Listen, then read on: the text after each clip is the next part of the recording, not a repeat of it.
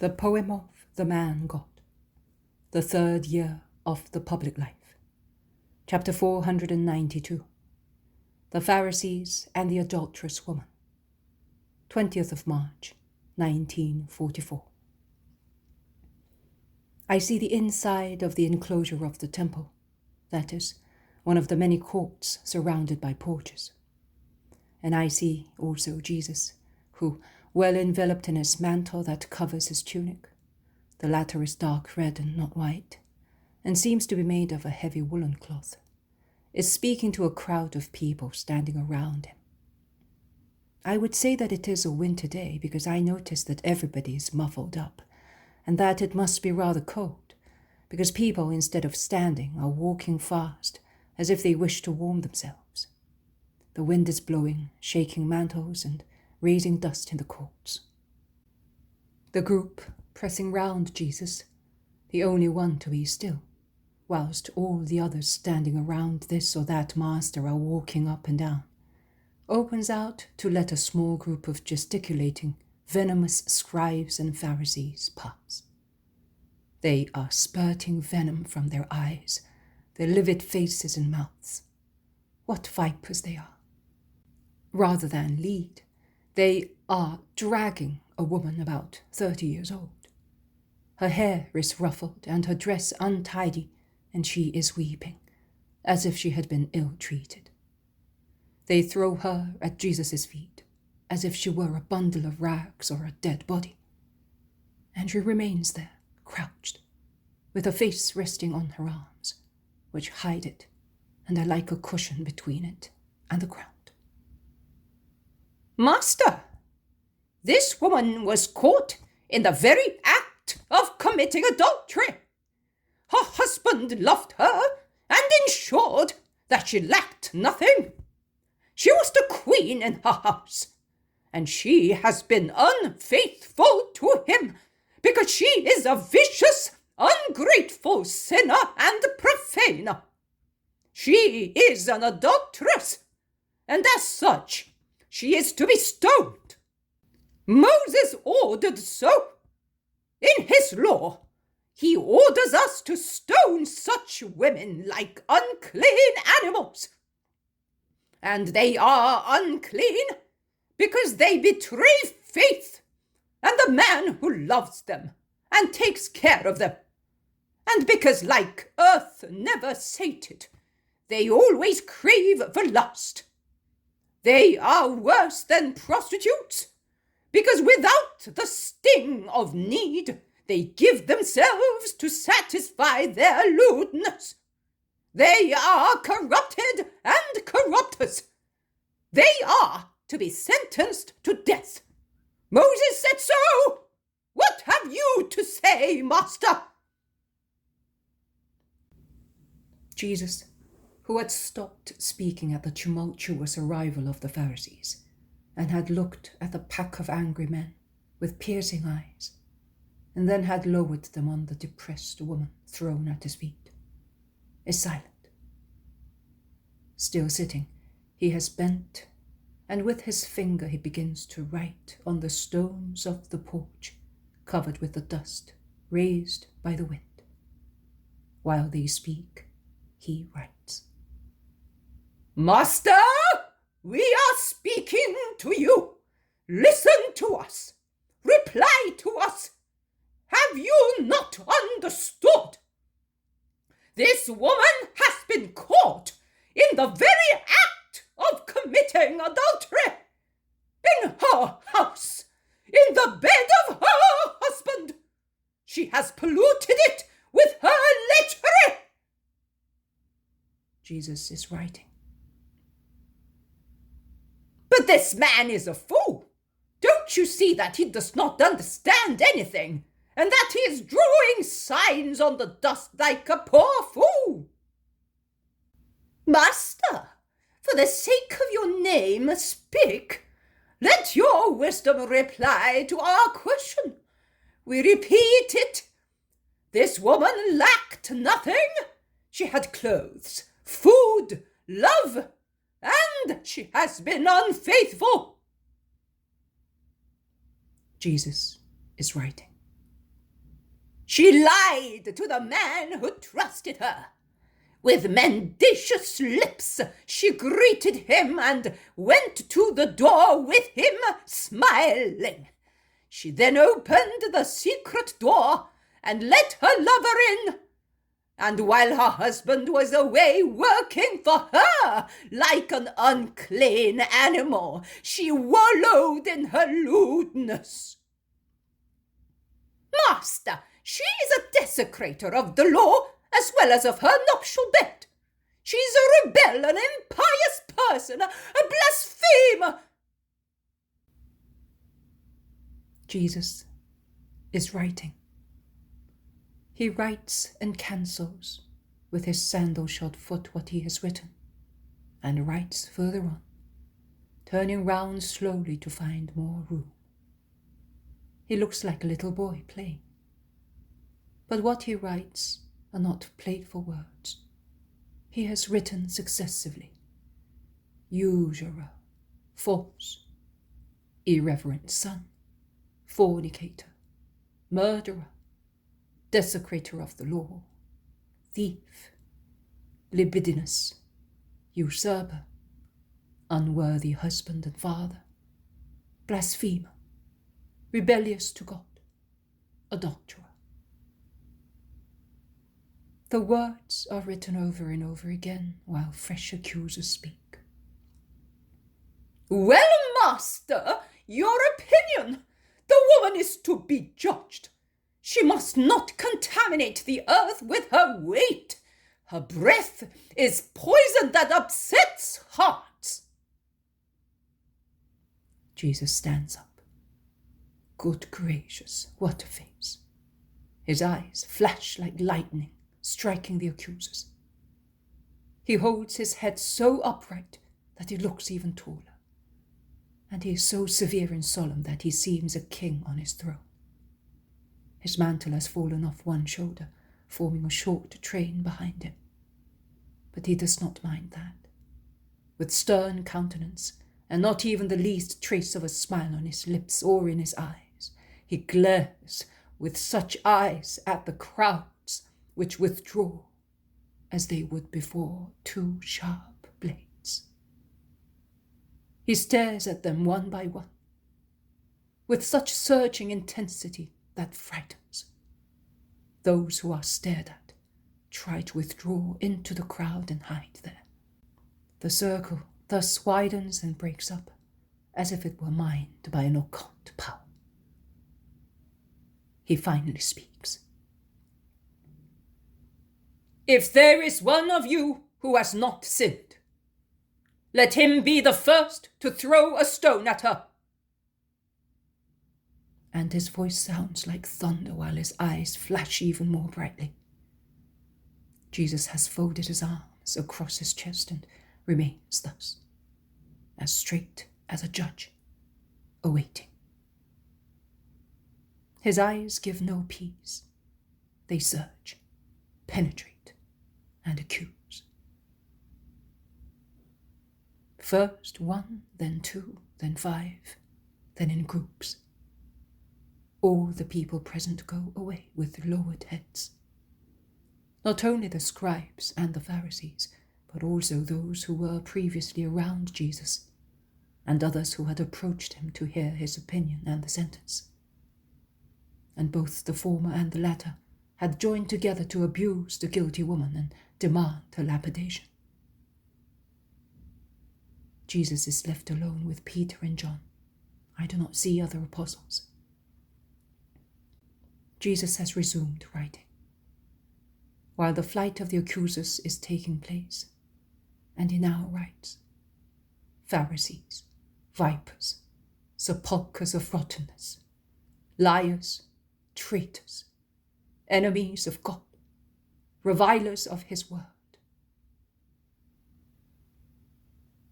When the court is completely empty and there is a solemn silence in it, only the rustling of the wind and the murmur of a little fountain in a corner can be heard. Jesus raises his head and looks. His countenance is now placid. He is sad, but no longer angry.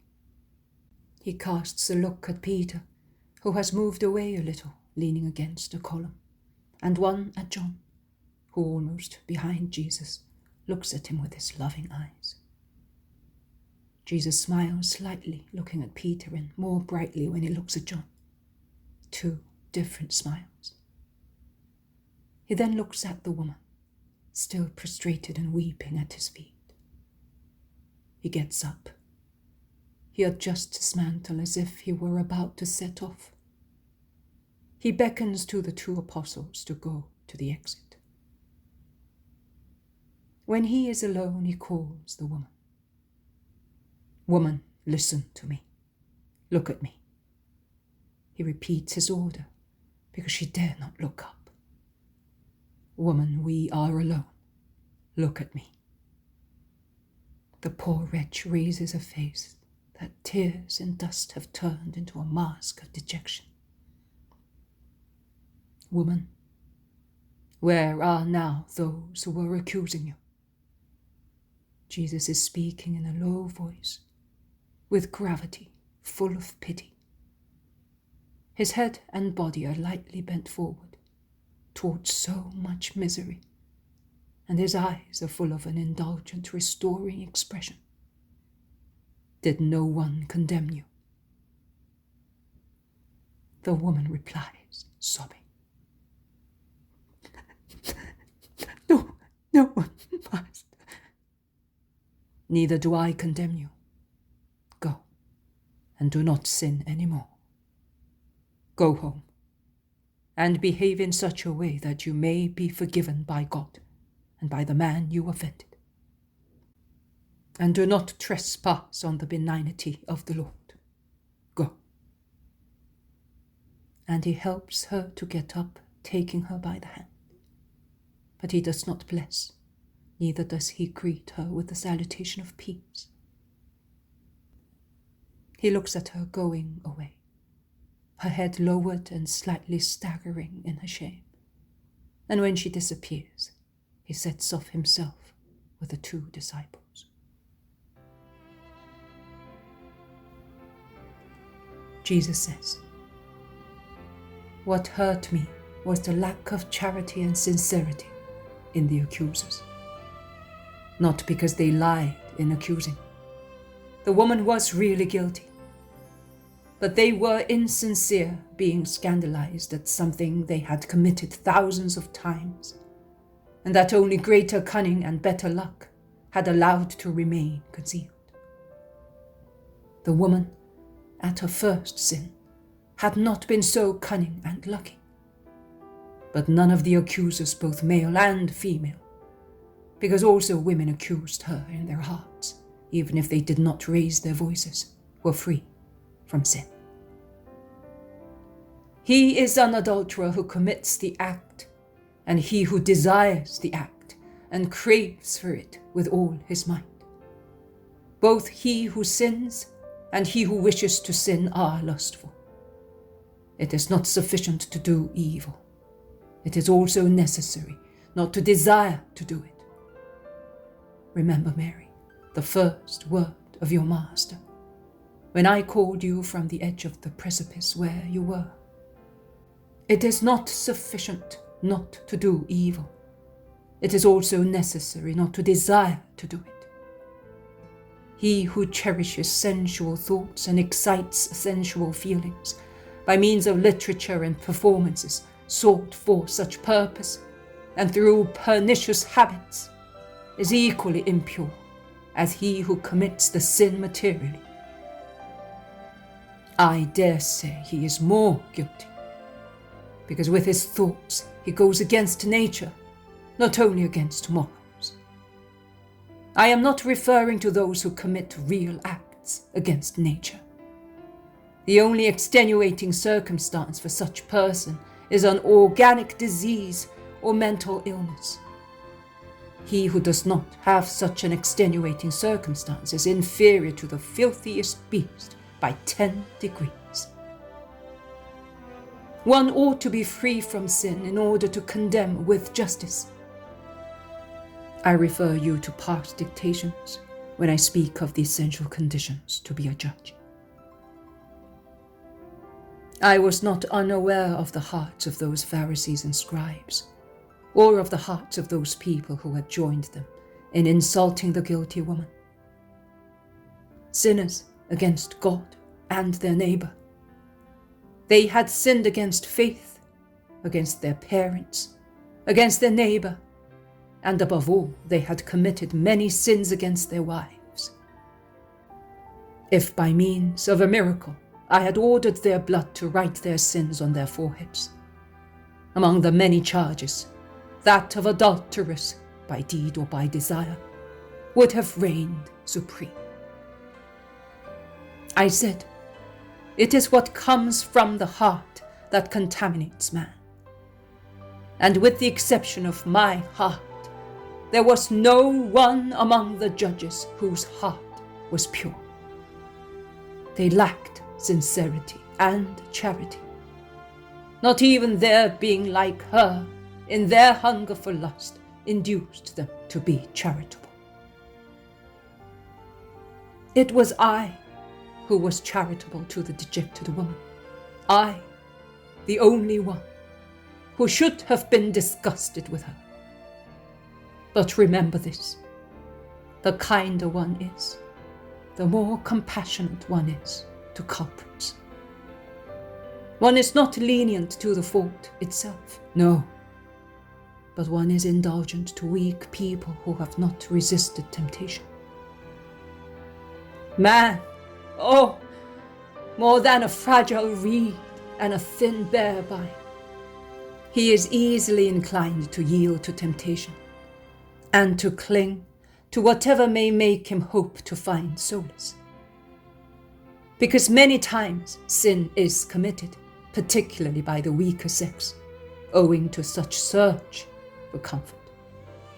I therefore say that he who has no love for his wife, or for his own daughter, is 90% responsible for the sin of his wife or of his daughter, and will have to answer for them.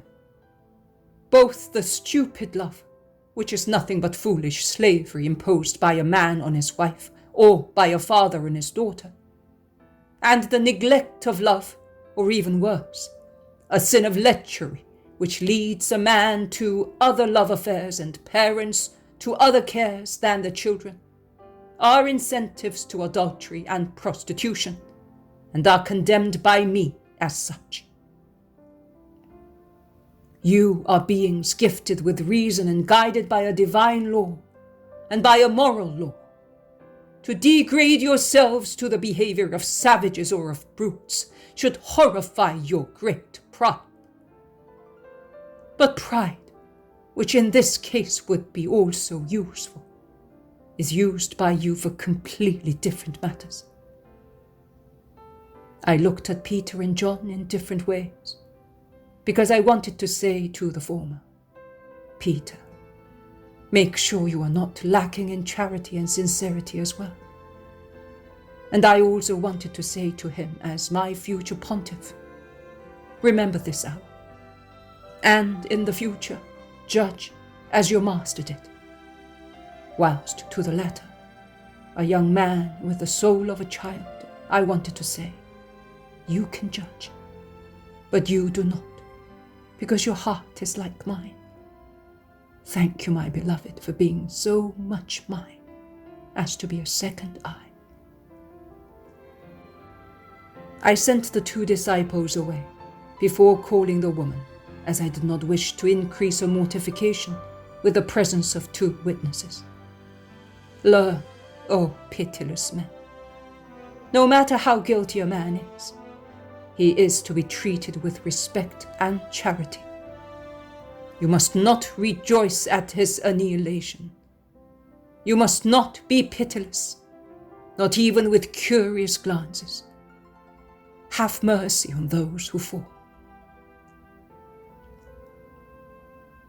I pointed out to the guilty woman the way she should follow to redeem herself.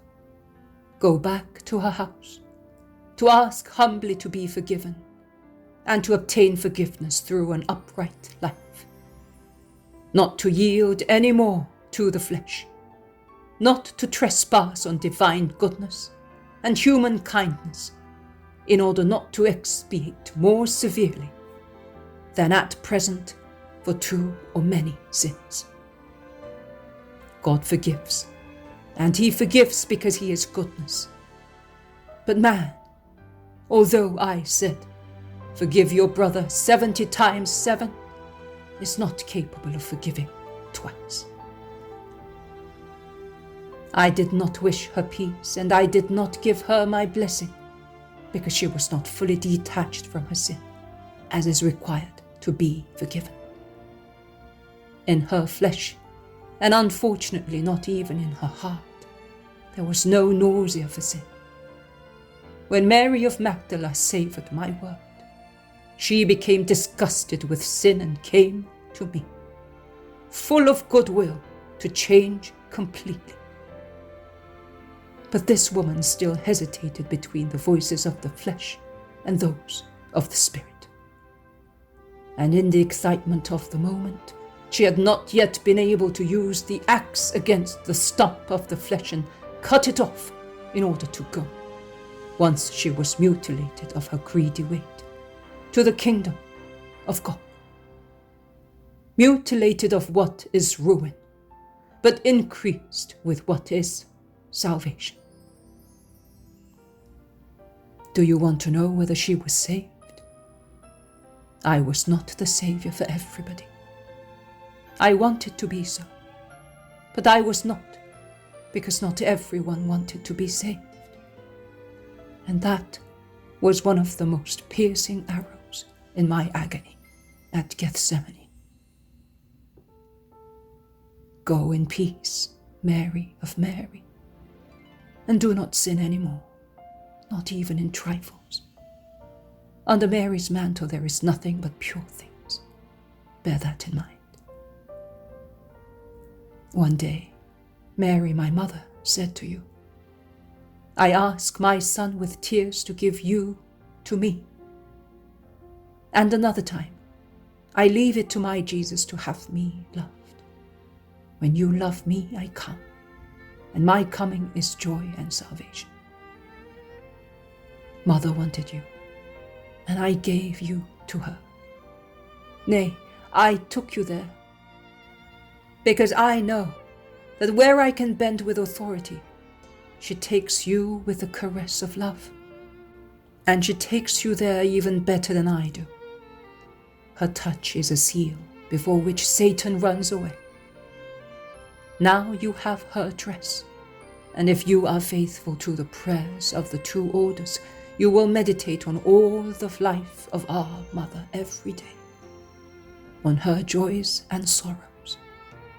That is my joys and my sorrows, because since I, the Word, became Jesus, I have rejoiced and wept with her, and for the same reasons. So you can see that to love Mary is to love Jesus. It is to love him more easily, because I make you carry the cross and I put you on the cross. Mother instead carries you or stands at the foot of the cross to receive you on her heart that can only love. Also at the moment of death, Mary's bosom is more pleasant than a cradle. Whoever breathes his last in her hears nothing but the voices of the angelical choruses whirling round Mary. He does not see darkness, but sees the sweet ray of the morning star. He hears no weeping, but sees her smile. He knows no terror of us who love her. Who would dare tear from Mary's arms a creature of hers? Do not say thanks to me, thank her, who did not want to remember anything of you except the little good you have done and the love you have for me. And that is why she wanted you, to subdue under her foot what your goodwill did not succeed in subjugating. Shout, long live Mary, and remain at her feet at the foot of the cross. You will adorn your garment with the rubies of my blood, and with the pearls of her tears. You will have a queen's robe for your entrance into my kingdom. Go in peace. I bless you.